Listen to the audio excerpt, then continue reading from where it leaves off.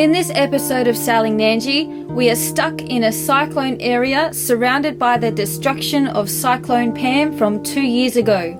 We are waiting on packages to arrive to fix the engine and prepare the boat to sail 950 nautical miles to a safe haven. With nothing going right, stress levels are high. Welcome to the cruising life, full of high highs and devastating lows. Yes, that is what you think it is. It's a laptop in a bag of rice. So yeah, we're not quite used to the tropical weather of Vanuatu. We've had really hot days lately, no rain, no wind. And we went out the other day, put our wind system in here, it funnels wind down, and left the hatch open. And the laptop and our phone and everything was on the table. And when we got back, it had bucketed down and the laptop was swimming, because this is our only laptop. We only have one laptop.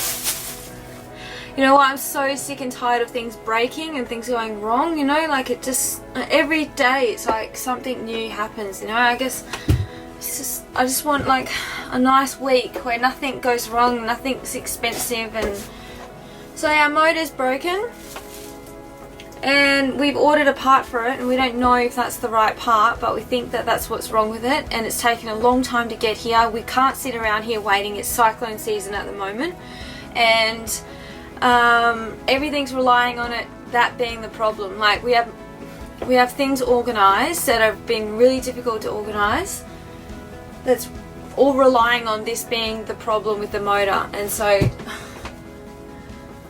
it's a very stressful time at the moment. Are you back? So we got our filters. Oh, we got them. Woohoo! These are meant to be delivered 2 days ago.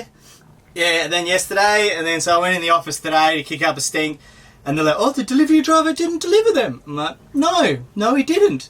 And they're like, "Yes, he did." I'm like, "No, he didn't." I'm like, "Okay, we'll just go into this room," and go into the room, and it's just sitting there on the bench. I'm like, "Is that my package?" All good. So this is that, and then the hydrovane is getting cleared at customs still, but they're working on it this morning, they reckon, so it should be delivered this afternoon. Yep, okay.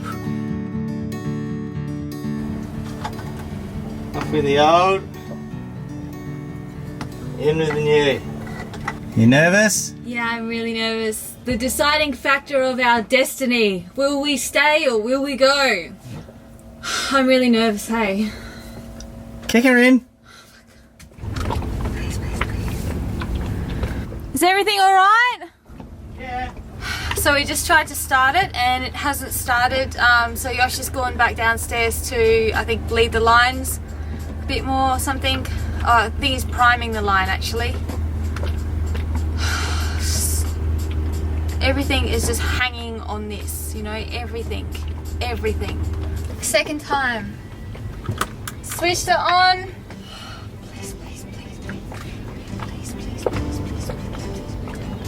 Come on, Nandji. Are you ready? Okay. Alright, here we go.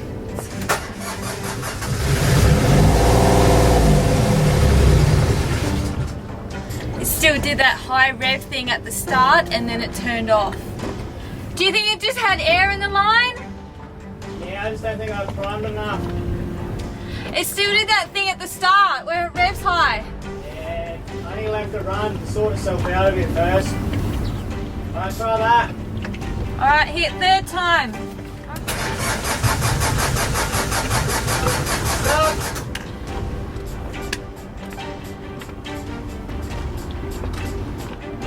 Go again. What's going on? I don't know, well it started and then it stalled, so I think it's just starved of fuel. Primed it all up though, so. Finding a slight leak from behind the filter, I changed an O-ring and got the old girl started.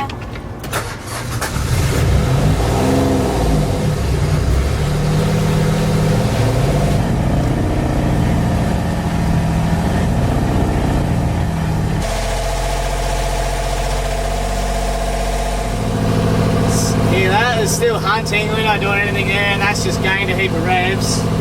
But I think it's the tension of that spring, because I can play with the accelerator cable and hold it. So I think I'll tension up that spring a bit more. I played around with the throttle cable, hoping to easily solve the engine's need to hunt for revs, but it appears the problem remains. It's not the filter, it's the fuel injection pump, and Marley's being flown. We're meant to pick him up in 3 weeks' time in the Solomons, and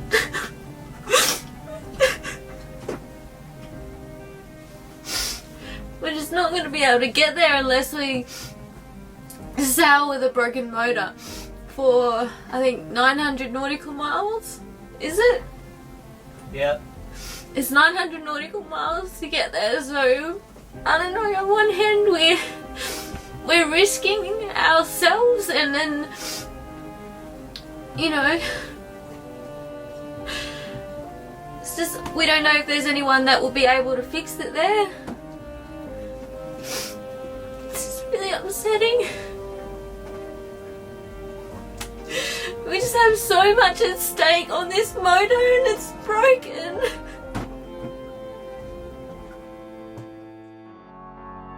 For Marley to enter the Solomon Islands, he needs an import permit issued by the Biosecurity Office. After months of emailing them, it finally came to payment time, and despite knowing our situation, they surprised us that they do not accept overseas transactions, and the only way to pay for it is by coming into the office and paying over the counter. This needs to happen 2 weeks prior to his flight, so it felt like everything was coming undone. We're at a massive crossroad. We have got a big decision to make on what we do now that our motor is broken. Yeah, we've basically got 3 options, I suppose. We either continue with our plans to sail to the Solomons and Honiara. Without using the motor? Without using the motor, but we could use it to anchor, but like it's... Yeah, we can't use it to like for long distances or nothing, so... We go to Honiara, but then we still have no injection pump, and we're in a really remote area. No one's going to fix it. No one's going to know anything about it. Because like to rebuild the injection pump, it needs to be like the perfect environment, you know, like in a sealed room with no dust, no dirt, because it's real fine art sort of business. So, or we could sail there, and then one of us flies the injection pump back to Australia, gets it fixed, and then comes back again, and then... So our other option is to sail back to Australia and get it fixed, and I guess wait out the season there and spend summer in Australia and then try again next year, which sucks. But at least we'll have our house, and we'll have Marley back again, and yeah, we can start again. Or we could put the boat on the hard stand here and fly back to Australia and find somewhere to live and work. Or we could fly back to Australia now with the injection pump, get it fixed, and then fly back again and then install it. I think that would actually be the quickest way about it, since like any kind of packages take at least 2 weeks here to get. So yeah. And then maybe we still might be able to get Marley if we get it installed. And then we still go to the Solomons. I think that's probably our best option. What do you think? Yeah, we'll have to send some emails to some people now to see if we can't get someone who can rebuild the pump. Yep. So then that's already prepped. So then, because you could get on a flight tomorrow, you know. Yeah.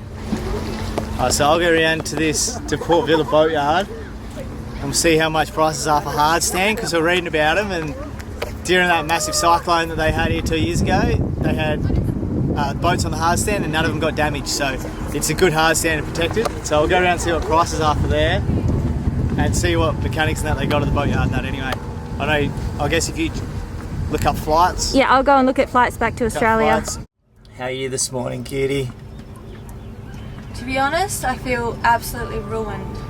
Yeah. It's been such an emotional roller coaster, and like, so yesterday the motor wasn't starting and we thought, oh, we need to get the motor rebuilt, and it was very upsetting. And then we called the mechanic and he said, no, it's definitely the filter and you've got contaminated fuel. So we looked at the fuel, so we're thinking that it's an easy fix, and then we looked at the fuel, we thought maybe there might be a bug in there, and the filter was clogged up with like gunky stuff, so that's like a bug, and so we thought, it could be an easy fix again. And then this morning Yosh messaged him and he's like, did you get the O-ring gasket set, thinking that it might actually be the fuel injection pump. So it's just like absolute nightmare. I'm just over it. I just want to know the answer and then I just want to move forward. So I've just been to the marina office for the 3rd day in a row after it was meant to be delivered, and they still have no signs of the hydrovane.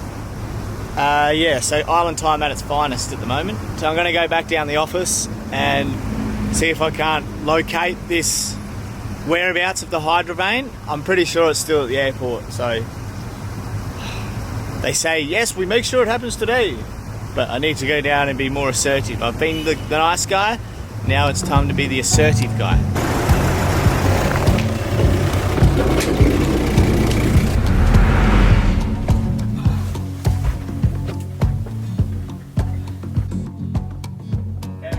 Yeah. Back on Nandji after confirming delivery for that afternoon, Ramil was on board to help get to the bottom of this problem. Deciding that the injection pump needs to be removed and hopefully only cleaned, we manoeuvred Nandji onto a mooring as the boat would be disabled. Benita's got a day off today from being my TA, and now I'm Ramil's TA. He's feeling very confident, and that's what I like to hear. I have all my faith in Ramil. And Nandji. There's a spring in there, the governor spring. I think it's filthy. Ramil took the injection pump back to the workshop to open the top of the pump and inspect the governor spring. If this spring is rusted, damaged or broken, the pump will need to be rebuilt and we are stuck for who knows how long and everything changes. 100%. It looks good. Talk to me. It looks good. After giving the spring and the top of the pump a thorough clean out, Ramil returned once more to Nandji to reinstall and hopefully fix this problem once and for all. The moment of truth. Yeah, we got to start it. Okay, start. Start.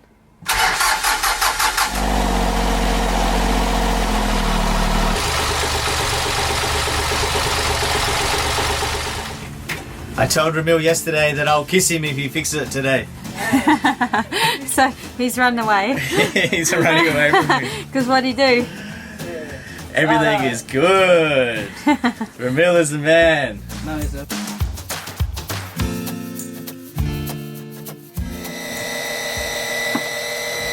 Since we changed all the fuel filters, primary and the secondary, might as well change the oil as well, so then everything is it's all changed at the same time and everything is Mickey Mouse. So our starter issues that we had, I've changed the solenoid on that to get rid of that split pin that I had in there holding the connections. So we changed the solenoid, changed all filters, and now the oil.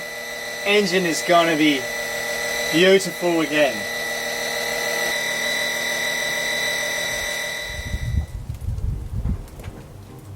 What do you reckon? Well, I don't know. It's dry. I guess we plug it in. Yeah, you reckon? Hope for the best. It's working again. You! Yay! We thought it was, we had cracks on the screen and it was sitting in water and the screen wasn't working.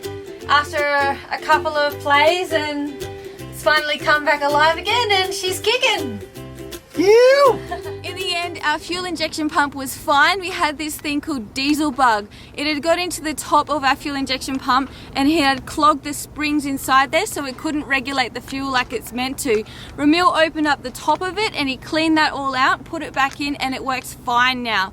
Diesel bug is really common in tropical warm waters, as if you don't have your fuel tank full, It'll heat up, condensation forms inside the tank, the water goes into the diesel, it sits at the bottom, and the bug lives on that water at the bottom of your tank.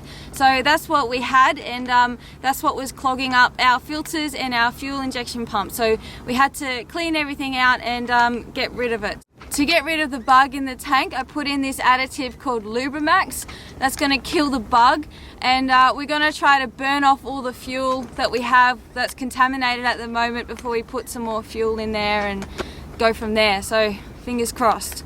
There are not many boats left in Port Vila, and 7 out of those boats are dealing with the same issue. It's becoming more common with boats using biodiesel. The additives in the fuel are more organic, and so they're more prone for bacteria to grow in that fuel. That's another episode, guys. So sorry for the tears. It was a very stressful time, wasn't it? Yeah, it was very challenging, and we were faced with some pretty big decisions to make, but hey, that's cruising life. Yeah. On a positive note, whilst we were enduring all of these problems with Nandji, we had a lot of patrons that jumped on board. You honestly couldn't have become a patron at a better time. It helped keep us positive and stay focused, so thank you guys. A big thank you to Dustin, Ivan, Matt D, Michael P, Lazy Gecko, Greg, Chris W, Michael Croc, Brian J, Frankenstein, that's what I like to see, Caleb. And a big thank you to patrons that have upped their pledge. We have Banks, Stephen McF, Merv and Sugar. Legends, thank you so much. Good on you, legends. Big thanks to you too, Peter, for just chucking a little bit over. Absolute legend. Really appreciate it. We have some big expenses, and the more patrons that we have, the further we can sail and the more places we can take you. So thank you guys for getting on board. Yeah, thank you all, legends. Thank you. If you want to keep up to date with our travels, head over to our Instagram. It's sailing_Nandji. Yeah, thanks, legends. Yep. Have a good one. Till next time. See ya.